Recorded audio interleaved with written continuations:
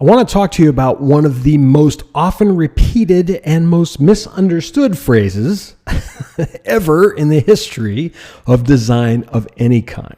Form follows function.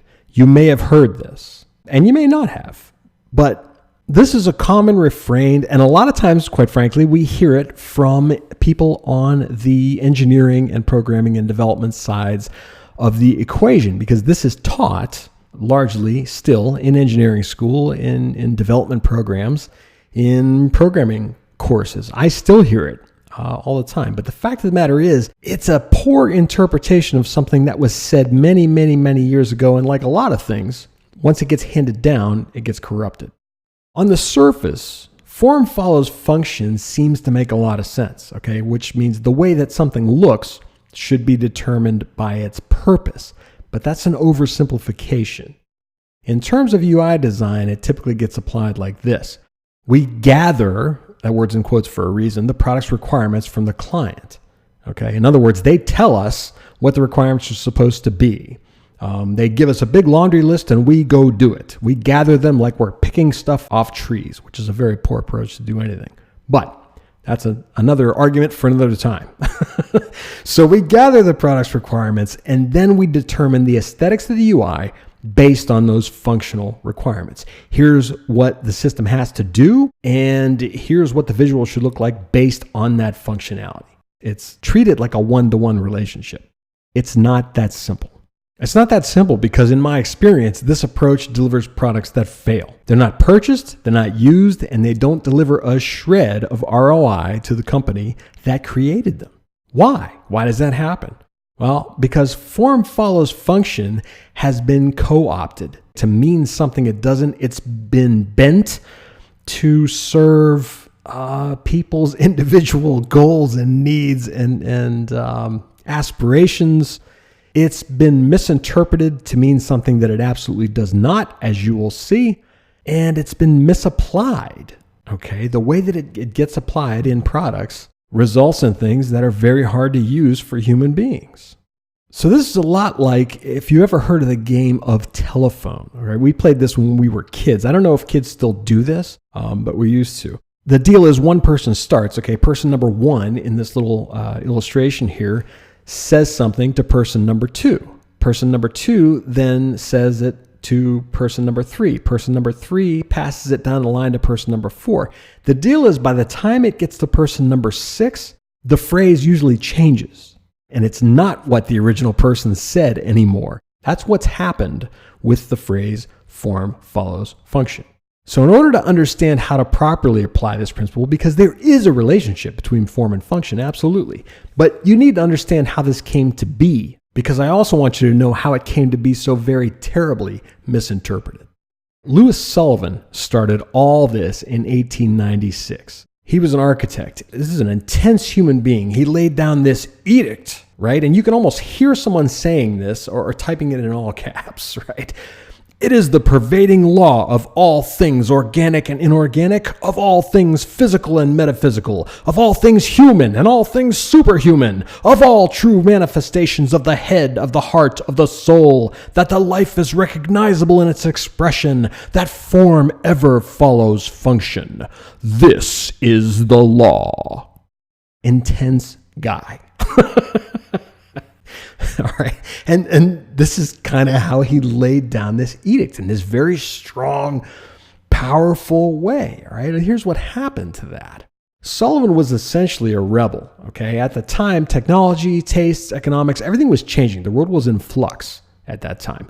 And the forms of late 19th century buildings were still based on the ancient Greek and Roman architectures.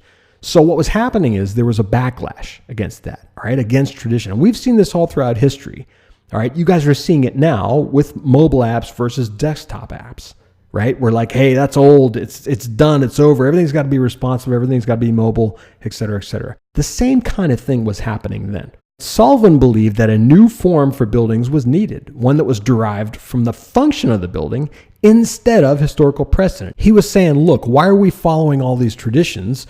We should be basing our design on the function of what it is that we're designing, which, hey, in theory, makes all the sense in the world.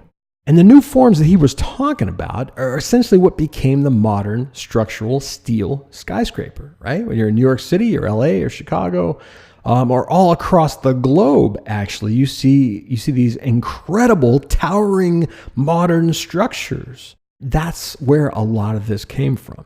Enter the intern, Frank Lloyd Wright, who I'm sure is a name that most of you know. Wright was an intern for Louis Sullivan, and his thing, what he came to believe, was that form and function should be one, joined in a spiritual union. Wright took Sullivan's idea and evolved it. Okay, he was stressing the need for integration between form and function. His application of that principle was the Guggenheim Museum, which I'm sure a lot of you have heard of. The spiral shape of the building was intended to allow visitors to easily view the artwork inside, which is why it looks like this. And it's why the interior looks like this. As you walk, you move through the museum and you're following one single simple path, and everywhere you go, you are seeing the art without having to go through a maze or venture off the path. To this day, it's a brilliant example of good design. Wright understood context of use. How do people interact with art in a museum? What is the best way to eliminate all other distractions, right, of trying to find your way or trying to figure out where you are or trying to see things? What if you could just walk and see things as you move? No effort. All right, that's good design. So Frank Lloyd Wright started us down the right path.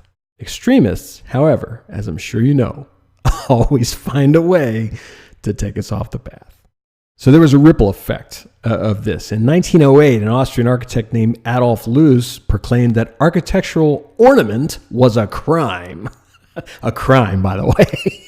This was a reaction to the extreme ornamentation of the time. So he was against anything that was, visually pleasing. He just thought it was frivolous, okay, silly. More modern architects like Le Corbusier, Walter Gropius, Miles van der Rohe adopted both ornamentation as a crime and form follows function as moral principles. And what these guys did is they applied it to design. Here's where this starts to creep into visual design. This is the important part. Modernism in architecture emerged from both those principles. The goal was to determine the form of a building solely from functional requirements, not traditional aesthetics. Then a guy named Walt Gropius founded a little club called the Bauhaus, which I'm sure some of you heard of.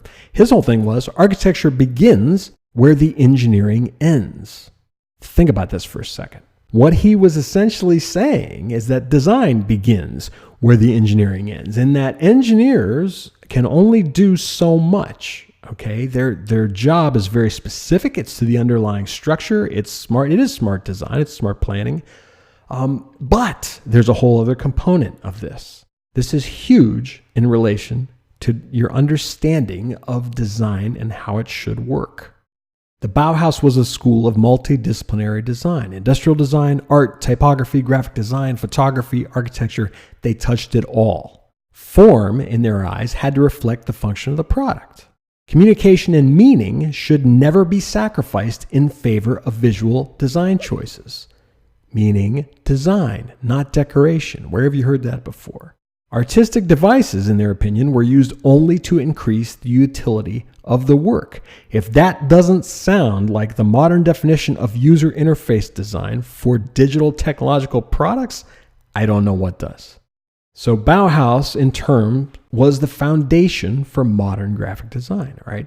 The connections between color and shape, the principles that you're going to hear about in this course, were started by men like Paul Klee, Vasily Kandinsky.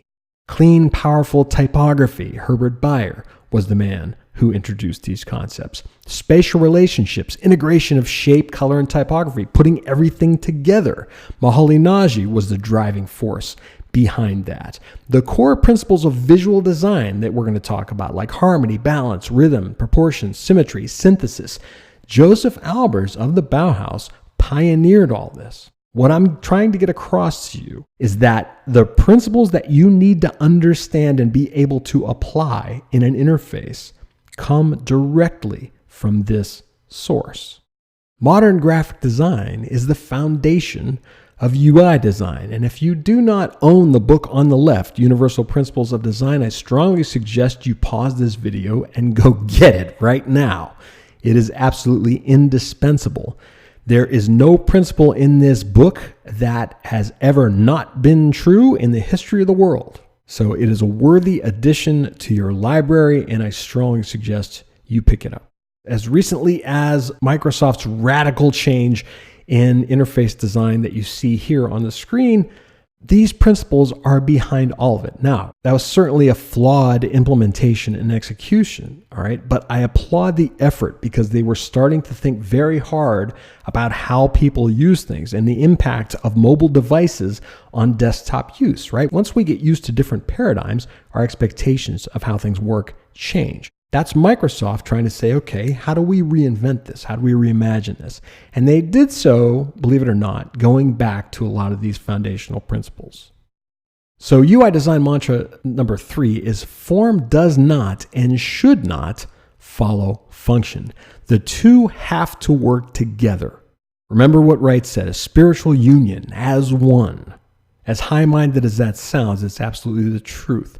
The two things affect each other. One does not trump the other. They have to work together. And when they don't, people have a hard time using things.